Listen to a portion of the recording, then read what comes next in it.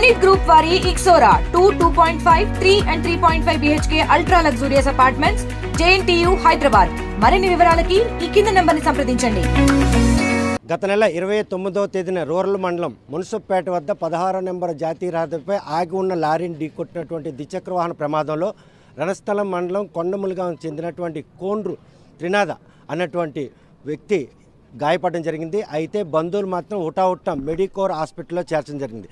సుమారు 15 రోజులు కావస్తున్నా కూడా గత రాత్రి ఆయన మృతి చెందాడు అన్నటువంటి నిర్ధారించిన విషయంలో మాత్రం వైద్యులు హాస్పిటల్ నిర్వాహకుల నిర్లక్ష్యం మాత్రం వారిని ఒక అనుమానాలు దారితీసింది. త్రినాథ అనుమానాస్పద స్మృతి ఈరోజు ఆ బంధువుల్లో మాత్రం ఆందోళన కలుగుతుంది. ఇప్పటికి కూడాను చనిపోయి 24 గంటలు కావస్తున్నా ఇంకా మృతదేహం ఐసీయూలో ఉంచి యాజమాని ఎవరు ముందుకు రాకుండా బంధువులు మాత్రం రోడ్డుకెక్కే పరిస్థితి తీసుకొచ్చారు. అసలు మృతి చెందడానికి కారణం ఏంటి, ఎప్పుడు మృతి చెందారు, మృతి చెందిన వైద్యులకి చికిత్స చేసి మమ్మల్ని దారి మళ్లించే ప్రయత్నం చేశారా, ఈ పరిణామాలన్నీ బట్టి బంధువులందరూ కూడా ఆందోళన వ్యక్తం చేస్తున్నారు. మెడికవర్లో మనతో మృతి నిర్ధారణ విషయంలో తలెత్తిన ఈ వివాదంపై కొండములగం గ్రామస్తులందరూ కూడాను త్రినాథ కుటుంబానికి అండగా ఉన్నారు. ఇప్పుడు ఆయన తండ్రి మనతో ఉన్నారు. ఏం జరిగింది బాబు, అబ్బాయికి ఇక్కడ చనిపోయారని ఎప్పుడు చెప్పారు? చెప్పలేదు, మనకి చెప్పలేదు. చనిపోయిన విషయం హాస్పిటల్ యజమాని చెప్పలేదు. ఆ పిల్లకి చెప్పినారు. ఎప్పుడు చనిపోయిన విషయం ఎప్పుడు చెప్పారమ్మా? చూస్తే కనుక ఎప్పుడు ఆయనకి ప్రమాదం జరిగింది, అసలు నిన్న ఇక్కడ ఇంతమంది గ్రామస్తులు నిన్న గత రాత్రి నుండి ఇక్కడ ఉండడానికి గల కారణం ఏంటి? 29 నైట్ పేషెంట్ యాక్సిడెంట్ అయ్యి మెడికవర్ దగ్గరలోనే, ఇది ప్రతి ఒక్కటి సామాన్య కుటుంబం. ఇప్పుడు ఏదైతే గవర్నమెంట్ హోల్డర్స్ ఎవరైతే ఉన్నారో వాళ్ళకి ఇష్యూ జరిగితేనే పోరాడాల్సింది కాదు, ప్రాణం ఎవరిదైనా ప్రాణమే. ఇతను జాబ్ చేసిన అతను కాదు, ఇతను ఫోటోగ్రాఫర్. తన కష్టం జీతం మీద పైకి వచ్చేసి తన తల్లిదండ్రులకు ఒక అండ ఆసరా ఇచ్చాడు. వీళ్ళు కూలి నాలి చేసుకున్నప్పటికీ ఎంత డబ్బులైనా మేము కడతాము అని చెప్పేసి ముందుకు వచ్చేసి వీళ్ళు బతికించుకోవాలని మెడికవర్లో పెడితే చావు బ్రతుకులు అయితే కాదండి, అంత రిస్క్ అయితే అది లేదు. 29th వచ్చేసిన తర్వాత ఏమొచ్చి సార్ ఫస్ట్ అన్నారు, ఏం వద్దమ్మా పర్వాలేదు, అంత రిస్క్ ఏమీ కాదు, ఫస్ట్ సర్జరీయే పడదు అని అన్నారు. అంటే డాక్టర్స్ కదా, వాళ్ళే దైవాలు కాబట్టి మనం ఏం చెప్పినా మనం వినాలి, మనము సామాన్యులం కాబట్టి సర్జరీ వద్దన్నారు. తర్వాత కాళ్ళకి చేతికి కాళ్ళకి తలకి రెండు ఒకేసారి అవుతుందని అన్నారు. ఆ తర్వాత ఏదైనా రిస్కే, ఫస్ట్ అన్నారు సర్జరీ పడదు, కానీ తర్వాత అయినా ఎప్పుడైనా ఛాన్స్ ఉంటుందని చెప్పి సర్జరీ చేశారు. నెమ్మదిగా అన్నీ కూడా పేషెంట్ బయటకు వచ్చాడు, కళ్ళు తెరిచాడు, చేతులు కదిలాడు, అన్నీ అయ్యాయి. అయితే ఏం జరిగిందంటే ఆ తర్వాత ఈ ఆదివారం ఎప్పుడైతే నెమ్మదిగా సర్జరీ అయిపోయిన తర్వాత చేతులు కదపడం మానేశాడు, కళ్ళు తెరవడం కూడా మానేశాడు. డాక్టర్ని అడిగాం, Murali sir and Sandeep sir అండర్లో జరిగింది.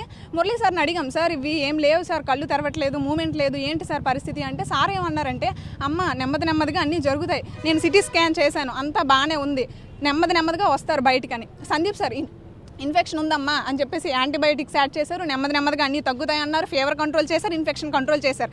ఇక్కడ మీరు గుర్తుంచుకోవాల్సిన విషయం ఏంటంటే అక్కడ ఇన్ఫెక్షన్ కంట్రోల్ అయింది. ఇక్కడ మురళీ సార్ ఎవరైతే ఉన్నారో అతని బ్రెయిన్ కూడా అంతా కరెక్ట్గానే ఉందని చెప్పారు. అయితే ఇప్పుడు అలా అని చెప్పేసి ఎప్పుడు ఈ విషయం అలా మాకు హోప్ ఇచ్చేశారు, పేషెంట్ బయటకు వచ్చేస్తారని. తల్లిదండ్రులు కూడా నా కొడుకు ఎలా ఉన్నా పర్వాలేదు, మేము పెంచుకుంటామని చెప్పి హోప్తో వచ్చేస్తే బయటికి, అతనికి క్రిటికల్ కండిషన్ అని ఎప్పుడు చెప్పారంటే మాకు మంగళవారం చెప్పారు. మంగళవారం అలాంటి క్రిటికల్ కండిషన్ అంటే ఎలాంటి క్రిటికల్ కండిషన్ అంటే అతను నొరాడు ఇంజెక్షన్ లేకపోతే హార్ట్ బీట్ అనేది అస్సలు అవ్వదు, అది లేకపోతే అతను బ్రతకడు. ఆ టైంలో మేము సెకండ్ ఒపీనియన్ తీసుకొని మేము ఏం చేయాలి సిస్టమ్ లా ఏం చేస్తుందనంటే మాకు సపోర్ట్ లేదు, వాళ్ళకి సపోర్ట్ ఉంది. ఎవరిని అడగాలి ఇప్పుడు, వీళ్ళు ఎవరిని చూసుకుంటారు లా అంటారు కదా, మరి ఏదిలా ఎవరు చేస్తారండి ఇలా? మంగళవారం ఈ విషయం చెప్పినంటే సెకండ్ ఒపీనియన్కి వెళ్ళమని చెప్పినటువంటి వైద్యులు అప్పటి వరకు బాగానే ఉండరు, రికవరీ అవుతున్నారు చెప్పిన డాక్టర్ ఒకలేనా? ఒక డాక్టర్ అంటారు బ్రెయిన్ అంతా బాగానే, బ్రెయిన్లోన ఇది బ్రెయిన్ అనేది మూమెంట్ నెమ్మదిగా పడిపోతూ వస్తుంది. అది ఎప్పుడు వస్తుంది వాళ్ళకి ఎప్పుడు తెలిసిందంట, సోమవారం నుంచి అంట. డాక్టర్ చెప్పారు సందీప్ సార్, సోమవారం నుంచే నెమ్మదిగా పొద్దున్న నుంచే అంతా కంట్రోల్ అనేది నెమ్మదిగా గ్రిప్ తగ్గింది, ఆ బ్రెయిన్ అనేది ఒక ట్రామాలోకి వెళ్ళిపోయి అది దాని యొక్క పని తీరుని అది ఆపేసుకుందని ఒకసారి చెప్పారు. ఇంకోసారి అన్నారు ఇన్ఫెక్షన్ చాలా ఎక్కువ ఉంది, బాడీ అనేది తట్టుకోలేకపోయింది, అందుకు చనిపోయారు అని అన్నారు. ఎవరిని నమ్మాలి, ఏం నమ్మాలి, అసలు ఎందుకు చనిపోయాడు అతను డబ్బులు కట్టామా, డబ్బులు ఏం కావాలో అవి కట్టాం, ఏం మెడిసిన్ కావాలో అది తెప్పించా. వీళ్ళ కొడుకులకి వీళ్ళ పేరెంట్స్కి ఆ కొడుకు వస్తాడా ఇప్పుడు? మెడికవర్ అంటే బ్రాండ్ కదా, మెడికవర్ అంటే ఒక క్వాలిటీ కదా, ఏదా క్వాలిటీ ఏదా బ్రాండ్, ఎవరు చేస్తారు ఇప్పుడు న్యాయం? 28వ తేదీన ఇన్సిడెంట్ జరిగినప్పుడు అంత సివియర్ ఇంజురీస్ ఆయనకు ఉన్నాయా? ఉంటే ఆ సివియారిటీని ఎందుకు ప్రాధాన్యత తీసుకోలేదు హాస్పిటల్? సివియర్ ఇంజురీ ఉందనంటే ఇక్కడ దెబ్బ తగిలింది, కానీ అది అంత ప్రాబ్లం కాదు. కాల్ సర్జరీ అది కూడా మేజర్ కాదు, అది ఎప్పుడైనా రావచ్చు. మేము కూడా ప్రాధాయపడింది వాళ్ళని ఒకటే, వెంటిలేషన్ మీద నుంచి బయటికి తీసుకురండి. వెంటిలేషన్ మీద నుంచి బయటికి తీసుకొస్తే కాలు ఇరిగిపోయినా చెయ్యి ఇరిగిపోయినా మేము ఉన్నాము ఆ ఫ్యామిలీకి, మిమ్మల్ని నమ్ముకొనే ఉన్నాము, మెడికవర్ నమ్ముకొనే ఉన్నాము. డబ్బులు కానీ ఏవి కానీ మాకు అసలు అలాంటి విషయమే కాదు. ఏదైనా చేసి మేము తెచ్చుకుంటామని చెప్పి మేము ఉన్నాం గుడ్డిగా. కేవలం మెడికవర్ ఏదైతే ఉందో హాస్పిటల్ ఈ బ్రాండ్ అని, మెడికవర్ అంటే బ్రాండ్ కదా, దీన్ని నమ్మే ఉన్నాం మేము. కానీ ఇప్పుడు ఒక మనిషిని కోల్పోయాం. తెస్తారా ఇప్పుడు వాళ్ళు? ఎందుకు చనిపోయారో కొంచెం చెప్తారా? ఏమీ తెలీదు. ఈ సిస్టమ్ ఏదైతే ఉందో ఆ సిస్టమ్ ఇంత జరుగుతున్నాయి. ఏంటండి చనిపోయిన వాళ్ళకి సిపిఆర్ ఇస్తారా? 20 నిమిషాలు డెత్ డిక్లేర్ చేసాక సిపిఆర్ ఇస్తారా పేషెంట్కి? ఏదండి న్యాయం? వాళ్ళ సపోర్ట్ లేకుండా వాళ్ళేమొచ్చి వాళ్ళకి సపోర్ట్ చేస్తున్నారు. పేరెంట్స్ కంట అలా ఎందుకండి మరి ఉన్నారు? ఇంత జరుగుతున్న యాజమాన్యం ఎవరైనా వచ్చి మీకు బాసటగా నిలిచి జరిగిన డెత్ సర్టిఫికేట్ కూడా ఇవ్వలేదండి మాకు. ఏమి ఇవ్వలేదు. ఇది నేను చెప్తున్నది ఎందుకనంటే ఇది నా కుటుంబానికి సంబంధించింది కాదు. వేల కుటుంబాలు చుట్టూ పల్లెటూర్లు ఏమేమి ఉన్నాయి అవన్నీ. ప్రతి ఒక్క కుటుంబంలో ఒక గవర్నమెంట్ జాబ్ హోల్డర్ లేకపోవచ్చు, కానీ ప్రతి ఒక్క కుటుంబంలో ఒక సామాన్యుడు పౌరుడు ఉంటాడు. ఆడికి కూడా సేమ్ ఇదే ఇన్సిడెంట్. అది దరిద్రం, అది యాక్సిడెంట్లు అవ్వమని మనం చెప్పలేము, అది ఎలా అయినా జరగచ్చు. మా ఊరు పిల్ల ఉంది, మళ్ళీ సేమ్ సినారీ. ఆమె పరిస్థితి ఏంటి? వాళ్ళు ఏమి చెప్పుకోలేరు. ఇది ఎందుకంటే లాగున్నది ఎందుకంటే న్యాయం జరగడానికి, పెద్దవాళ్ళు అవుతున్నది ఎందుకంటే న్యాయం మాట్లాడడానికి. మా సైడ్ ఏ న్యాయం లేదు, నీతి లేదు, ఏం లేదు. వీళ్ళకి ఏమైనా చేస్తారా? వాళ్ళ కొడుకుని తీసుకొస్తారా? తననే నమ్ముకుని ఒక ఆడపిల్ల ఉంది, ఏమైనా జరుగుతుందా?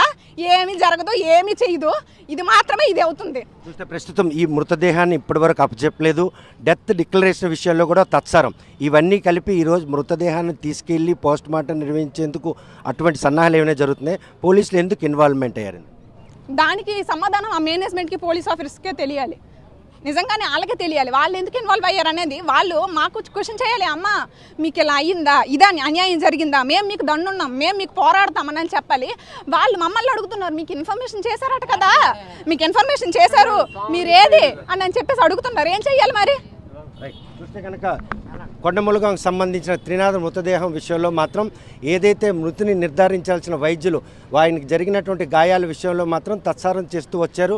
మరోవైపు చికిత్స నిర్వహించిన విషయంలో కూడాను వారికి నమ్మబలికించే విధంగా ఎటువంటి ప్రాణహాని లేదనేటువంటి చెప్పిన వైద్యులే ఈరోజు చివరి క్షణంలో సెకండ్ ఒపీనియన్ తీసుకోవాలని సూచించేయడంతో ఎటు వెళ్లాలో తెలియని పరిస్థితుల్లో అక్కడికి వచ్చి ఆయన చూసేందుకు మాత్రం అపస్మార స్థితిలో ఉండే అనుమానం వచ్చింది. ఈ విషయంపై ప్రస్తుతానికి వాళ్ళకి అండగా ఉన్నారు. ఏ విధంగా తీసుకోవచ్చు ఈ పరిణామం? ఈరోజు త్రినాథ్ మీ మధ్యన లేకుండా పోయారు, అయినా కూడాను గాయాలతో బాధపడిన 15 రోజులుగా ఎవరితో మాట్లాడిన పరిస్థితులు ఉండేవా? అంటే 29 యాక్సిడెంట్ అయిన తర్వాత ఇప్పుడు అమ్మాయి వివరంగా ఏదైతే చెప్పిందో, అబ్బాయికి ఆపరేషన్కి ముందు ఇక్కడికి ఎప్పుడైతే జాయిన్ చేసేటప్పటికి ఏం ప్రమాదం లేదు, ఏం కాదు, దీనికి అంత సీరియస్నెస్ ఏం లేదు, పర్వాలేదు అని చెప్పిన కాబట్టి వీళ్ళంతా పాపం చేశారు. దాని తర్వాత 3వ తేదీన బ్రెయిన్ ఆపరేషన్ అని చెప్పేసి అన్నారు. ఆ ఆపరేషన్ చేసిన తర్వాత మాత్రమే అబ్బాయికి ప్రాబ్లమ్స్ వచ్చాయి. అంటే వీళ్ళ తాలూకు నిర్లక్ష్యం అని చెప్పేసి మనం చెప్పుకోవాలి.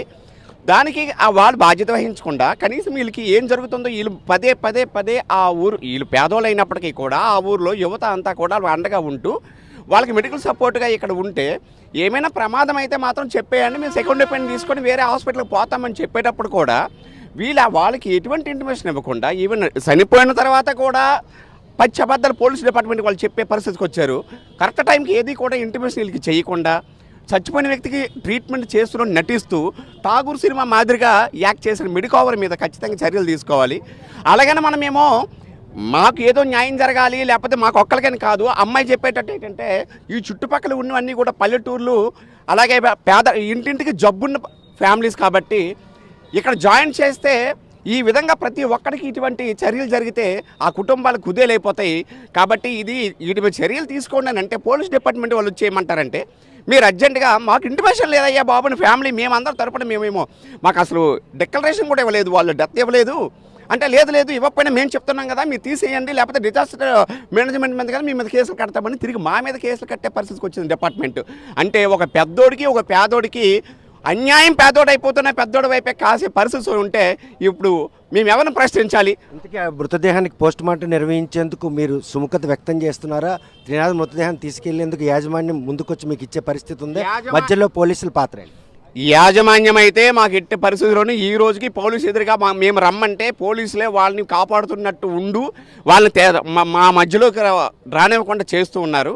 అలాగే ఏంటంటే వాళ్ళు ఏంటంటే డిపార్ట్మెంటు మమ్మల్ని మాతో ఎవరితో కానీ సంప్రదించడం కానీ, లేకపోతే ఎవరైతే తల్లిదండ్రులతో మాట్లాడదామని కానీ, లేకపోతే మా ప్రతినిధులతో కానీ మాట్లాడదామని కానీ ఏమీ లేదు, ఎటువంటిది లేదు. మాతో డబ్బు కట్టించుకున్నారు. చంపేసిన బాడీని వాళ్ళు ఏం చేస్తున్నారని చంపేసినట్టు ట్రీట్మెంట్ చేశారు. కాబట్టి ఖచ్చితంగా వాళ్ళ మీద ఎస్సీ అట్రాసిటీ నమోదు చేసి ఖచ్చితంగా మెడికోవరం యాజమాన్యం మీద చర్యలు తీసుకోవాలని మాత్రం మేము డిమాండ్ చేస్తున్నామండి. ఎందుకంటే మేము ఎన్నాళ్ళైనా సరే, మేము పల్లెటూరు, ఓకే, మేము ఇక్కడైతే ఎన్ని రోజులైనా తల్లిదండ్రులతో మేము సపోర్ట్గా ఉంటాము, ఇక్కడే ధర్నాలు చేస్తాం, కానీ న్యాయం జరగాలి, ఇంకొకటిగా ఇక్కడ అన్యాయం జరగకూడదు. ఇది మాత్రం కోరుకుంటున్నాం. చూస్తే కనుక కొండములుగాంకు చెందిన త్రినాథ్ మృతి విషయంలో మాత్రం యాజమాన్యం నిర్లక్ష్యం ఈరోజు ఆ కుటుంబం పాలిటి శాపంగా మారింది. 29వ తేదీన గాయాలతో హాస్పిటల్ అడ్మిట్ అయిన త్రినాథ్కి మాత్రం ఎటువంటి ప్రాణహాని లేదని బంధువులకు నమ్మబలిగించిన వైద్యులు మాత్రం తదనంతరం ఆయనకి సర్జరీ చేయాలి అని చెప్పారు. సర్జరీ చేసిన తర్వాత ఈరోజు ఆయన మృతి చెందినట్టు నిర్ధారించిన విషయాన్ని కూడా తెలియజేయకుండా 3 రోజులుగా మృతదేహానికే చికిత్స చేసే ఒక ప్రక్రియ హాస్పిటల్లో కొనసాగిందన్న ఒక అనుమానం వారికి తలెత్తింది. క్షేత్రస్థాయిలోకి ఐసీలో ఉన్నటువంటి త్రినాథ్ని చూడడానికి వెళ్ళేసరికి అపస్మారక స్థితిలో ఉన్న విషయాన్ని గమనించిన వారు మాత్రం డెత్ డిక్లరేషన్ ఇచ్చే విషయంలో సమయాన్ని మార్చి ఈరోజు హాస్పిటల్ యాజమాన్యం తప్పించుకునే ధోరణిలో వెళ్తుంది.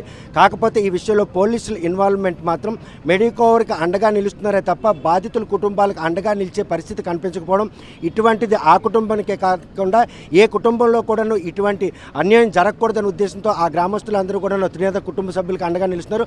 మెడికోవర్ హాస్పిటల్ యాజమాన్యం నిర్లక్ష్యం కారణంగా త్రినాథ్ మృతి చెందడం విషయంలో మాత్రం న్యాయం జరగకపోతే మాత్రం ఎన్ని రోజులైనా కూడా ఇక్కడ ఆ కుటుంబానికి అండగా ఉండి గ్రామస్తులు అంతా కూడాను మెడికోర్ అన్యాయాన్ని ఎండగడతాం, వారికి కంపల్సరిగా శిక్ష పడే విధంగా కూడాను చర్యలు చేపట్టాలని వారు డిమాండ్ చేస్తాం. మరి ఈ డిమాండ్లు నేపథ్యంలో పోలీసులు మెడికోర్పై చర్యలు చేపడతారా, లేకపోతే బంధువులకి ఆ మృతదేహాన్ని అప్పగించి చేతులు దులుపుకుంటారన్న విషయం వేచి చూడాల్సింది. మెడికోర్ దగ్గర నుండి వీడియో జర్నలిస్ట్ రామకృష్ణతో సత్యం, RTV శ్రీకాకుళం.